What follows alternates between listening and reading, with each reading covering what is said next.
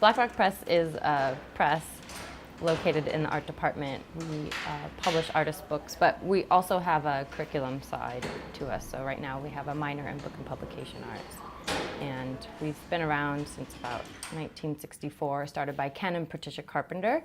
And it's gone through many iterations. Originally it was in the library, now we're in the art department, and has been publishing all sorts of books since about the 80s when Bob Leslie took over.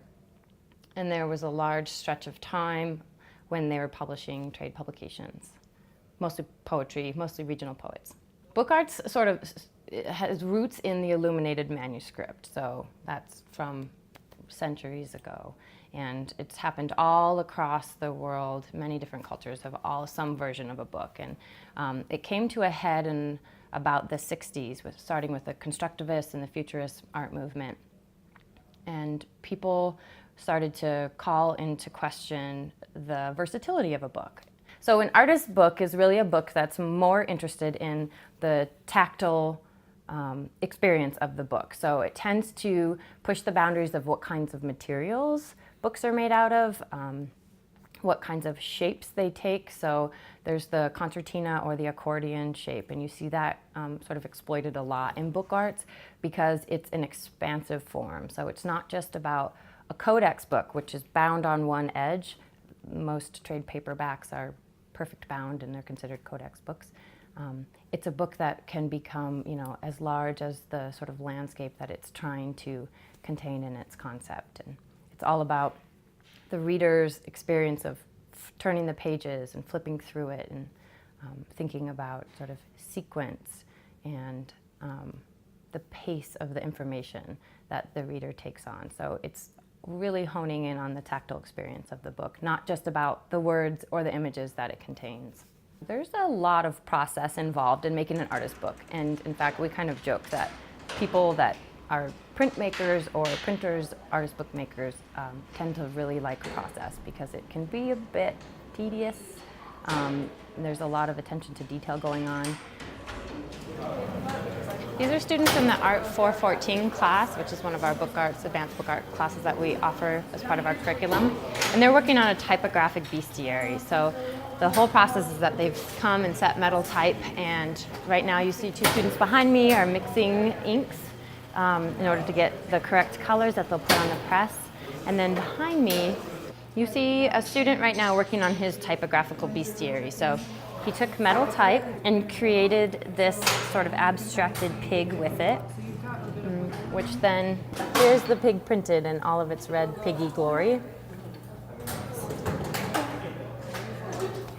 Now the student is working on setting up their description, their sort of poem stanza that they wrote in relation to their typographic bestiary. So it's a pretty detail-oriented process in which they need to make sure that all of the individual pieces of metal are locked up nice and tight so it can stay standing upright while the press exerts a pretty extreme amount of pressure onto the type and impresses the text into the page. You do everything 50 times if your edition is in 50, so it's really a world for people that love repetition. And again, I keep using the word meditative, but it is. I think it's fun. The work is fun. The outcome is great. And then you have multiples of, whatever your project is. You can just throw them out into the world. We're in the Knowledge Center on campus on the first floor, and I'm going to take you around an exhibit. The exhibition is titled Spaces in Sequence. For overall, we wanted the experience of the exhibit to be kind of like moving through a book. So we decided to incorporate vinyl quotations that call into question what a book can be, what a book can do. And then really pulling from our collection a wide array of books. So we're interested in exploring the book as a medium and thinking about the different themes that a book can encompass, the different structural shapes that a book can kind of take, and seeing that the book is really a versatile medium. In this first case here, we have a couple of an accordion, what we would call sewn-on tapes, which is more of a codex form. And this is a hybrid book that is series of fold-outs sewn in pamphlet with multiple layers.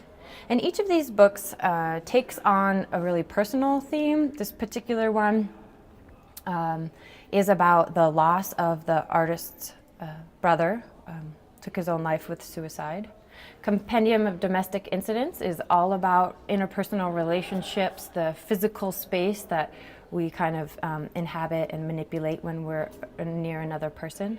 And Earth is interested in thinking about the exterior of our body and how that can sort of complicate or be complicated by the interior thoughts that we have. So it's really looking at what's on the outside versus what's on the inside. And it's a really material experience. You can see there are many different kinds of fabric here. There's a really wonderful little pocket here that has some hair in it and a tooth.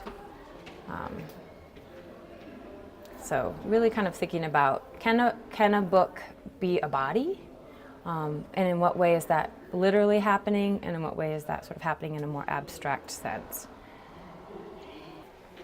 This case has 3 books in it. We have The Intrepid Ones by Brian Borchardt, Islam Ali's Echoes, which is this link stitch back here, and We Can Go Beyond It by Bridget Elmer. They're all very different in theme. Once again, this is talking about sort of an uprising in Cairo in 2011, the Egyptian Spring of 2011, and all the complicated issues surrounding that, but it's doing so in a very visual way. So it's interested in exploring the maps of Cairo through laser engraved boards, thinking about the interwoven lives of people who are on 2 very different sort of sides of an issue through the link stitch here, and then the inside incorporates laser cut pages that is actually text that reads bread, freedom, and social justice, which is part of the chant that they had during the spring uprising.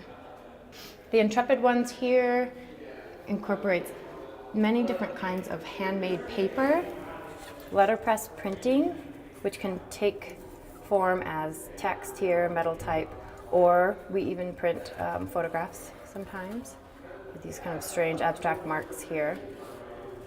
And this book is about a village in Mexico and the way that that village treats its homosexual population. Bridget Elmer's We Can Go Beyond It combines brain scans, her father's brain scans, and her own sort of visual interpretation via color. So thinking about different parts of the brain as they correspond to colors. This book is really experiential, and she's interested in inviting the reader to take it apart and rearrange it. So taking data, abstracting it, presenting it in a more visual way, and then allowing the reader to then build and rebuild as they move through the book. Border Bus is a new acquisition in our special collections here on campus, and it takes place on an ice border bus, so between the US and Mexico border, and it's a conversation between 2 women. So as you move through the accordion, layers and layers of letterpress printing, image and text. It goes back and forth between English and Spanish and has these sort of faces that you see, the expressions that shift as the content of the conversation shifts. The color corresponding to tone within the text, within the conversation. And it's really quite an intimate book in that it's entirely a whispered conversation between these 2 people, but it's using that conversation, that intimate relationship, in order to talk about some larger themes, such as the experience of actually being on one of those ICE buses and the experience of being detained at the border and the very complicated issues surrounding that experience. Artist books, art in general, it's about concept manifests. So you have some like abstract, sort of ephemeral idea, and you want to find a way to visualize that idea so someone else can perhaps access it in some way. And I like to teach students because I think it's important for students to learn to slow down a little bit and engage more physically with the world, which is what we do here. We are an analog shop. We have digital capabilities and we're all about kind of using them interchangeably, but you know, it's one thing to be gramming all day on your phone or texting, and it's another thing to come in here and touch a tiny little piece of metal type and then learn what it's like to build a word with individual sorts in that way.